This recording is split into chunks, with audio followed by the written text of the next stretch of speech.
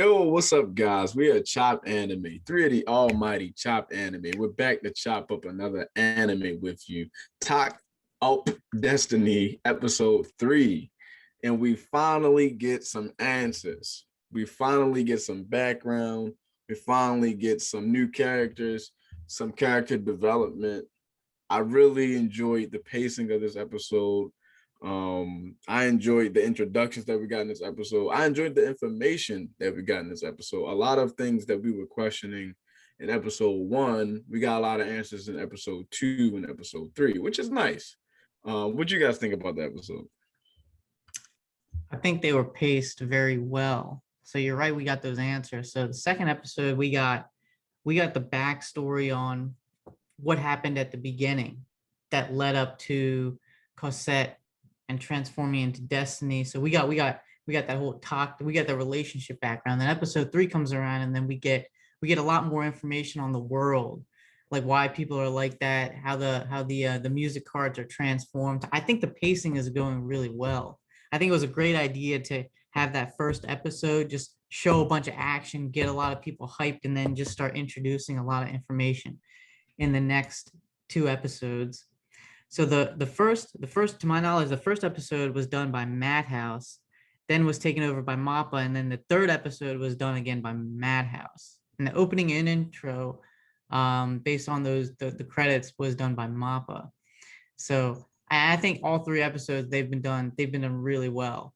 I can tell the difference, actually. I thought in some of the animation and how it was going, but it was still top tier. I think this anime is going really well, so I'm excited to see how it's going to end. It's definitely keeping my attention and keeping me exciting every week.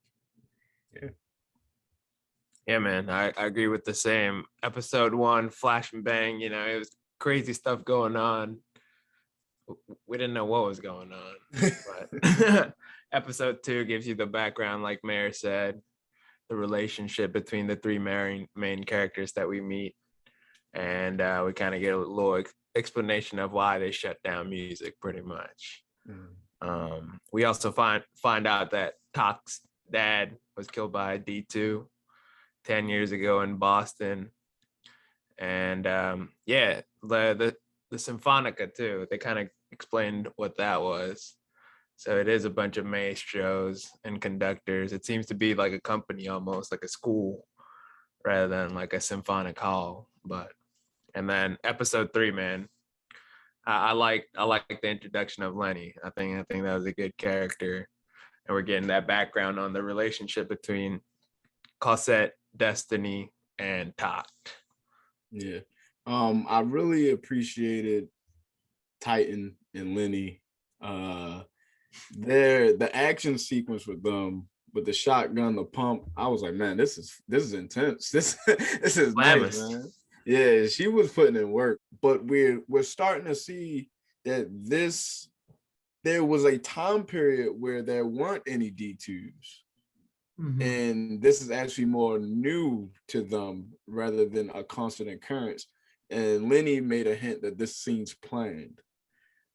I'm gonna go ahead and make a guess. I think something dealing with the Symphonica has something to do with it. I think these guys are actually an evil cabal of insiders that are power hungry and want the D2s around so they feel more important because they're power. They're maestros.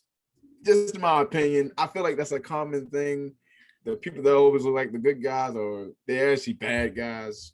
I'm just gonna jump out and say it. Yeah, I could see that happening, man. And how episode 2 played out. Just as homie rolled out, he rolled up his window and rolled out.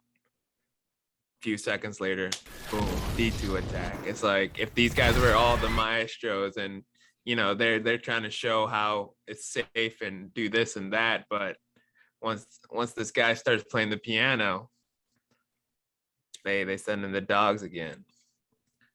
That's a good point. That's a great point. Another thing I'm gonna say, right? This is way off rip, but I'm pretty sure Takt's dad got too close to the truth. That's why he died, man. Yeah. All right. And this guy, this Maestro Sagan. I think that's how you say his name. He fishy, man. Yeah. I'm not digging the vibes. I'm not digging the vibes. Yeah, it's interesting. So the background that was given was that the black rock or whatever that fuels these D2 monsters, that's what reacts to the music. That's what doesn't like, I guess, like a good composition of music.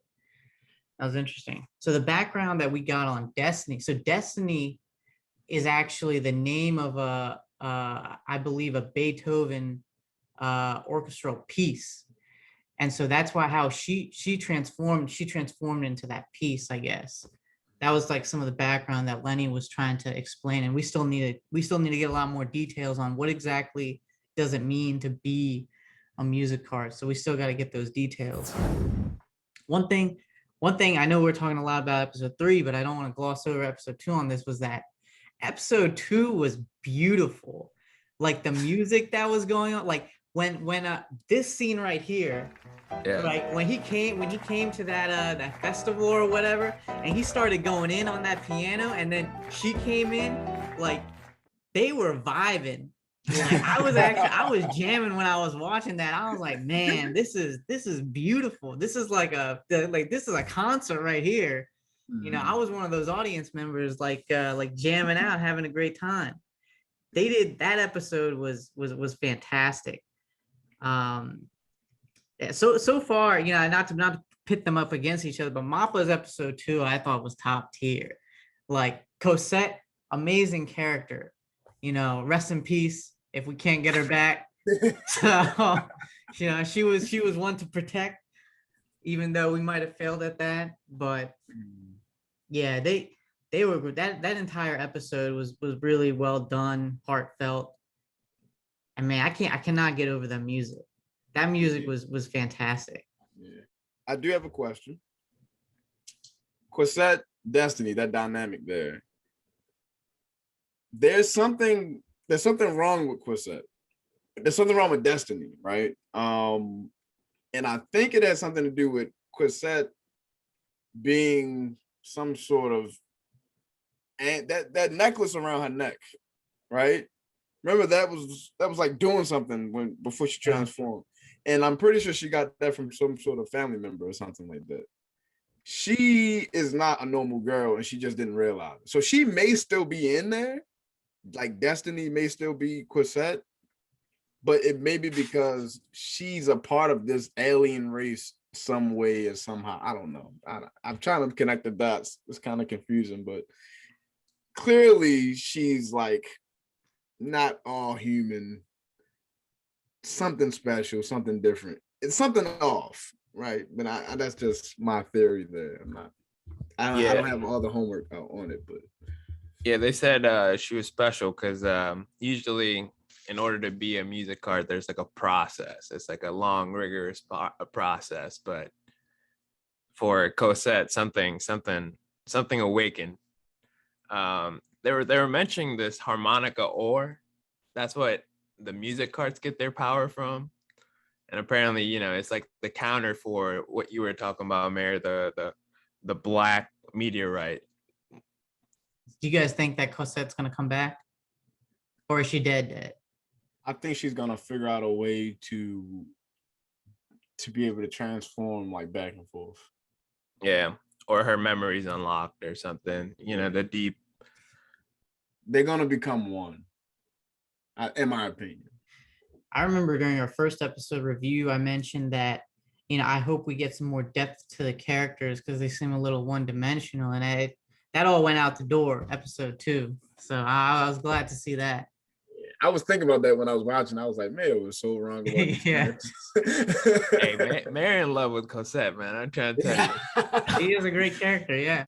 So that's our reaction to episode 3 of Takt Destiny. We're enjoying the show. We are looking forward to episode 4, and we will be back with another review.